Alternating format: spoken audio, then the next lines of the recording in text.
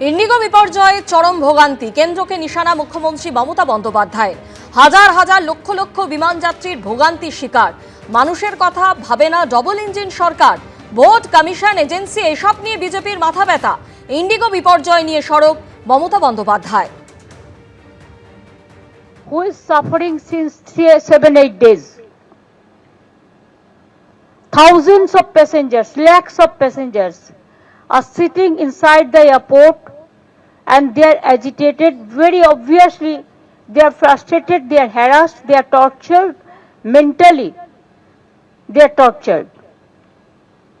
So I would request the government of India, do some plan so that at least half of the flight can run, whatever the pilot is available with them, as per your system,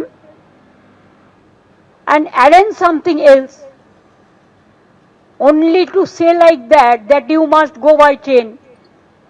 Is it possible? Flight they can fly 2 hours, but train it will take 24 hours, 36 hours, and there also ticket is not available because it is advanced booking and all this. So I do not know what they are doing. Country matter they are not interested. This BJP government, double engine government is interested only to take care for their election and how to capture the vote, the EVM machine and the election commission and the agency.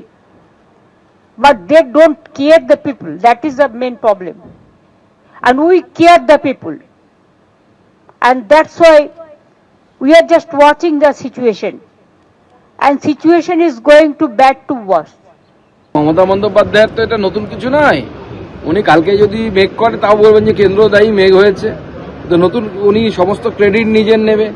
উনি গিয়ে বলবেন যে আমি রেশনের ব্যবস্থা করে ration দিই, অথচ কেন্দ্রের টাকায় তার রেশন চলছে। আর সে কেন্দ্রকে বলে দেয় যে হচ্ছে, সে লোককে বলে দিচ্ছে যে কেন্দ্র সরকার রেশন দেয় না, আমি রেশন দিই, দুয়ারে রেশন প্রকল্প। অথচ রেশনের টাকা দেশের 80 কোটি মানুষকে নরেন্দ্র মোদী দিচ্ছে। মমতা বন্দ্যোপাধ্যায় মিথ্যে কথা বলা ছাড়া। এক সপ্তাহ পরেও ইন্ডিগো বিপর্যয়ে এখনো যাত্রী হয়রানি। সকাল থেকে বিভিন্ন বিমানবন্দরে একের পর এক উড়ান বাতিল হয়েছে। মুম্বাই বিমানবন্দরে বাতিল 9টি ইন্ডিগোর উড়ান। দিল্লি বিমানবন্দর থেকে 6টি উড়ান বাতিল করলো ইন্ডিগো। বিভিন্ন জায়গার ছবি আপনাদের সামনে তুলে ধরছি। দিল্লি, মুম্বাই, কলকাতা, গুয়াহাটি এবং বিভিন্ন জায়গায় এই উড়ান বিপর্যয় একেবারে সমস্যার মধ্যে পড়েছেন যাত্রীরা। কেউই বুঝে উঠতে পারছেন না যে কবে থেকে পরিষেবা স্বাভাবিক হবে। সরাসরি কলকাতা বিমানবন্দর থেকে আমাদের প্রতিনিধি ব্রতদীপ ভট্টাচার্য আমাদের সঙ্গে রয়েছেন। ব্রতদীপ, গতকালও আমরা দেখেছিলাম ঠিক যেভাবে ইন্ডিগোর বিমান বাতিল হয়েছিল, আজও কি একই ছবি নাকি পরিস্থিতি কিছুটা বদলেছে? দেখো, অঙ্কের হিসাবে দেখতে গেলে হয়তো পরিস্থিতির কিছুটা উন্নতি হয়েছে এমন বলা যায়, কিন্তু বাস্তব ক্ষেত্রে কিন্তু যেটা দেখা যাচ্ছে যে সাধারণ মানুষের, যাত্রীদের তাদের দুর্ভোগ আর হয়রানি কিন্তু এখনো কমেনি। যেভাবে বিমান বাতিল হচ্ছিল তার থেকে সংখ্যাটা অনেকটাই কমেছে। গতকাল 76টি বিমান কলকাতা থেকে বাতিল হয়েছিল, অ্যারাইভেল এবং ডিপার্চার মিলিয়ে। আজকে যেটা ইন্ডিগোর তরফ থেকে জানানো হয়েছে যে সেই ক্যান্সেলেশনের সংখ্যাটা তারাও আরও কম রাখার চেষ্টা করছেন। সকাল 10টা পর্যন্ত 2টি বিমান বাতিল হয়েছে এবং পর্যায়ক্রমে দিনের অন্যান্য সময় আরও বিমান বাতিল হওয়ার যেটা সম্ভাবনা রয়েছে। তার পাশাপাশি তারা যেটা বলছেন যে ডিলের সংখ্যা অনেকটাই কমানো হয়েছে। যে ঘটনা দেখা যাচ্ছিল গত সপ্তাহে যে একদিকে বিমান বাতিল হচ্ছিল, অন্যদিকে যে বিমানগুলি চলছিল সেগুলো কোনোটা 1 ঘন্টা, 2 ঘন্টা, 3 ঘন্টা, 4 ঘন্টা এরকম ডিলেড ছিল, সেই সংখ্যাটা কিছুটা তারা কমিয়েছে। তার মধ্যে একটি উল্লেখযোগ্য ঘটনা তোমায় জানিয়ে রাখি যে ইতিমধ্যেই কিন্তু কেন্দ্রীয় সরকার বিষয়টা নিয়ে নড়ে চড়ে বসেছে এবং অসামরিক বিমান পরিবহন মন্ত্রকের তরফ থেকে এই নিয়ে উচ্চ পর্যায়ের একটা কমিটি গঠন করা হয়েছে যে ইন্ডিগোর বিপর্যয় কেন হলো, এটা ইচ্ছাকৃত, সেই বিষয়গুলো নিয়ে তদন্ত করার জন্য। তার পাশাপাশি ডিজিসি এর তরফ থেকে ইন্ডিগোর কাছে শো কজ নোটিশ পাঠানো হয়েছিল শনিবার। যেই শো কজ নোটিশের ভিত্তিতে ইন্ডিগো জবাব দেওয়ার জন্য অতিরিক্ত সময় চায় ডিজিসি এর কাছে, সেই সময় বাড়ানো হয়েছিল এবং আজকে অর্থাৎ সোমবার সন্ধ্যে 6টার মধ্যে কী কারণে এই বিপর্যয় হলো, কী কারণে এত মানুষের হয়রানি হলো, দুর্ভোগ হলো, তা নিয়ে বিস্তারিত রিপোর্ট চেয়েছে ডিজিসিএ এবং আজকে সন্ধ্যে 6টার মধ্যে বিস্তারিতভাবে কি কারণে হয়েছে সেই সমস্তভাবে যদি ইন্ডিগো না জানায়, ইন্ডিগো সিইও না জানান, তাহলে কিন্তু ডিজিসিএর তরফ থেকে আইনি পদক্ষেপ করা হবে। একদম সরাসরি সেই হুঁশিয়ারি দিয়ে দেওয়া হয়েছে। যে ঘটনাটি ঘটেছিল তুমি জানোই যে একের পর এক বিমান বাতিল এবং সমস্ত বিমানবন্দরে মানুষের ভিড়, তার রাতের পর রাত বাইরে এই ঠান্ডায় বসে কাটিয়েছেন। কিভাবে ফিরবেন, কেউ গন্তব্যে যাবেন কাজের জন্য, কেউ চিকিৎসার জন্য বাইরে যাচ্ছিলেন, কেউ আবার পরীক্ষা দেওয়ার জন্য বাইরে যাচ্ছিলেন, প্রত্যেকেই কিন্তু ক্ষতিগ্রস্ত হয়েছেন এই বিপর্যয়ের কারণে। এখন সেই নিয়েই কিন্তু কেন্দ্রীয় সরকার। সঙ্গে থাকো, যাত্রীরা কি বলছেন শোনাবো। আমার মেয়ের 5 তারিখে, গত 5 তারিখে যাওয়ার কথা ছিল ব্যাঙ্গালোর। তো আমরা সেই সময় মতন এসছি, ফ্লাইটের যে টাইমটা আমাদের বলা হয়েছিল। এসে আমরা শুনলাম যে সেদিন ফ্লাইটটা ক্যান্সেল। তো ঠিক আছে, পরে রিস্কেডিউলের কোনো কথা সেদিনকে কেউ বললো না যে কখন হবে না হবে।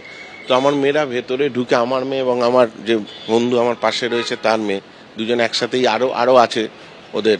এবার ওরা যখন ঢুকে একটু চেঁচামেচি করলো বা রিকোয়েস্ট করলো, তখন ওরা বলল ঠিক আছে রিস্কেডিউল করা হবে, কিন্তু কবে করা হবে আমরা বলতে পারছি না, না 6 না 7। তো 6 তারিখেও ওরা আবার এলাম, আমরা ওদের নিয়ে আবার এলাম, বললো না আজকে তো কোনো চান্স নেই রিস্কেডিউলের, আজকে হবে না, এইটাই করে ওদের ঘন্টা 3 ডিলে করলো। ওরা বাড়ি ফিরলো আবার। গতকাল আর আসিনি আমরা, কারণ গতকাল ওভার ফোন জানতে পারলাম যে কোনো সম্ভাবনা নেই, মানে 7 তারিখ। তো কালকে রাত্রিবেলায় একটা মেল গেল যে আজকে আপনাদের একটা ব্যবস্থা হতে পারে, আমার মেয়ের মেলে এসছে। তো সেই হিসাবে আজকে আমরা এসছি। তো আজকে দেখলাম ওরা এখন অবধি চেক ইন করেছে।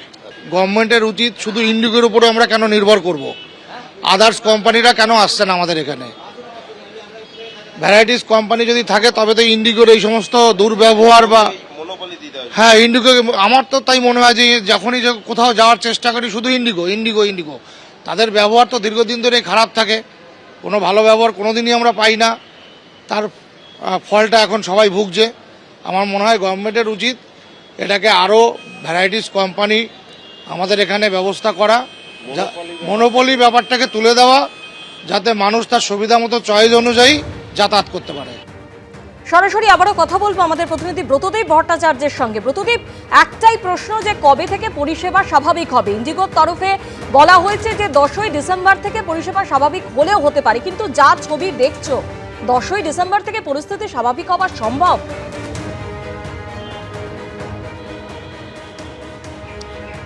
দেখো 10 থেকে 15 তারিখ পর্যন্ত ইন্ডিগোর সিইও পিটার এলবার্স তিনি সময় চেয়েছিলেন, অর্থাৎ যেদিন সব থেকে বড় বিপর্যয় হলো, গোটা দেশ জুড়ে প্রায় 1000-এর বেশি ফ্লাইট ক্যান্সেল হয়েছিল শুক্রবার, সেদিন শেষ পর্যন্ত ইন্ডিগোর তরফ থেকে সিইও পিটার এলবার্স তিনি ভিডিও বার্তা দেন এবং সেখানে তিনি বলেছিলেন যে তাদের যে পরিমাপ, অর্থাৎ তাদের যে পরিমাণ ফ্লিট রয়েছে, যে পরিমাণ ফ্লাইট রয়েছে, স্বাভাবিকভাবেই এত বৃহৎ পরিসরের একটা নেটওয়ার্ক, সেটাকে স্বাভাবিক ছন্দে নিয়ে আসতে তাদের ডিসেম্বর মাসের 10 থেকে 15 তারিখ লেগে যেতে পারে। তার আগে পর্যন্ত তারা চেষ্টা করছেন যে যত কম সংখ্যক ক্যান্সেলেশন এবং ডিলে করা যায়। কিন্তু যেটা বাস্তব ক্ষেত্রে দেখা যাচ্ছে, আগের তুলনায় ক্যান্সেলেশনের সংখ্যা হয়তো কমেছে, কিন্তু এখনও প্রচুর ফ্লাইট ক্যান্সেল হচ্ছে এবং যেটা অভিযোগ করছেন যাত্রীরা যে তাদের ফ্লাইট ক্যান্সেলের পর রিশিডিউলের যে টিকিট দেওয়া হচ্ছে সেটা 1 দিন 2 দিন এমনকি 3 থেকে 4 দিন পর্যন্ত পরে দেওয়া হচ্ছে। অর্থাৎ যাদের কোনো জরুরি কাজ রয়েছে তাদের সে ফ্লাইট ক্যান্সেল হয়েছে, কিন্তু তাদের যে পরবর্তী টিকিট সে ফ্লাইট ক্যান্সেল হওয়ার ফলে সেই টিকিট 4 দিন পরে পর্যন্ত দেওয়া হচ্ছে। এই নিয়েই কিন্তু অনেকে ক্ষোভ উগড়ে দিচ্ছেন, যদিও